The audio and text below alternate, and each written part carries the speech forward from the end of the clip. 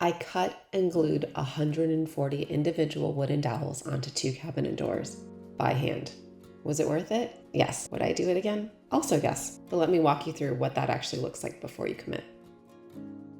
So I have this powder bathroom, and when we first moved in, I installed these basic gray cabinets because I desperately needed storage and it was an okay choice. I never loved them, but I just really needed something. And I'm trying really hard to never buy again in a state of desperation. Anyway, I tolerated them for a few years. They were functional, fine, forgettable. Then I found this woodland wallpaper I loved and decided to paint the cabinets. But when I stood there looking at those shaker doors and dreading the paint process, I thought, what if I added a reeded detail? It would add some dimension to the flat profile and maybe it would help camouflage any paint imperfections. I've painted cabinet doors before, and it's not easy. I kept coming back to reading. I love the texture, the way it catches the light in this quiet, almost architectural way, and it feels classic rather than trendy. The thing about reeded panels is that they're typically sold in sheets, and for a lot of applications that works fine. But what I wanted was a much finer scale than what I was finding. The sheets I came across felt too bold, too pronounced for a small space and a small door. I didn't want the texture to be the loudest thing in the room. I wanted it to be subtle. Which is how I ended up doing math on my phone to calculate how many dowels I would need to fill the inset of these shaker doors. The idea is simple enough in theory. Instead of a sheet product, use individual round wooden dowels lined up side by side to create the same ribbed effect. More control over the scale, more precision in the spacing, and honestly, the result is more refined than most sheet products I came across. The dowels I used are 3/16 of an inch in diameter, which is small, and that's intentional. It's the fine detail that gives this a furniture quality rather than a craft project feel.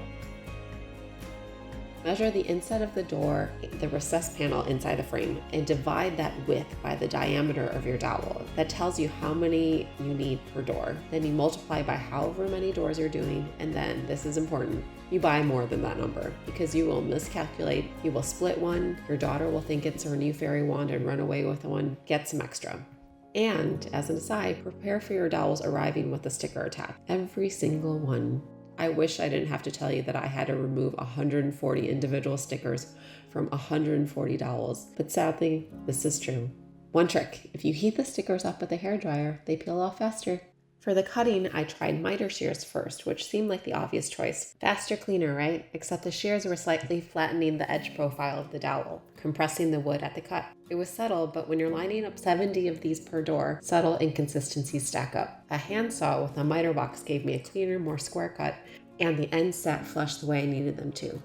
For the actual installation, I applied wood glue to the back of each dowel and set it into the inset of the door, one by one. You're essentially building a tiny floor of dowels across the inset panel. Here's the thing no one tells you. They shift. Not dramatically, but millimeters, but with this kind of detail, millimeters matter. My fix was to clamp a flat wooden board across the entire surface while waiting for everything to dry. The board holds everything in place and keeps the dowels from migrating.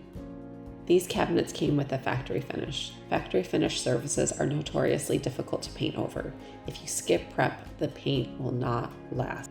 So sand to scuff the surface and give the primer something to grip onto. I use Benjamin Moore Fresh Start, which is a high hiding primer design for exactly this kind of situation. For paint, I use Benjamin Moore Advance, which levels exceptionally well and dries to a hard, durable finish. The trade-off is that it takes a long time to dry between coats. The finish is not going to be a factory finish. I have yet to see an at-home paint that can deliver that, but it has held up nicely and I would use it again. The color is Benjamin Moore Vintage Vogue in a satin finish.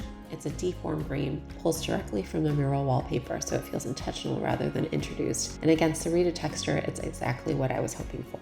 The texture does what I needed it to do. It gives a subtle depth and movement without competing with everything else happening in the room. The wallpaper is already doing a lot in a small space. The cabinets seem to have presence without being too noisy. Reading in this scale does exactly that. I limited the project to the lower 2 doors. Part of that was feasibility. $140 is already a commitment, and I wasn't sure if I could do $280, but part of it was a deliberate design choice. I wanted to see whether the contrast between the plain upper doors and the reeded lower doors would actually make the detail more visible, whether the eye would land on it more. The jury is still out on whether I'll do the uppers. I go back and forth.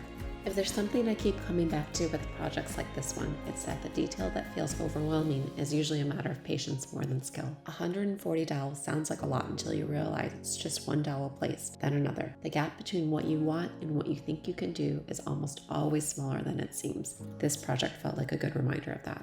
If you want to see more of what's happening in this powder bath and in the rest of the house, please subscribe. There's more to come. Thanks for watching.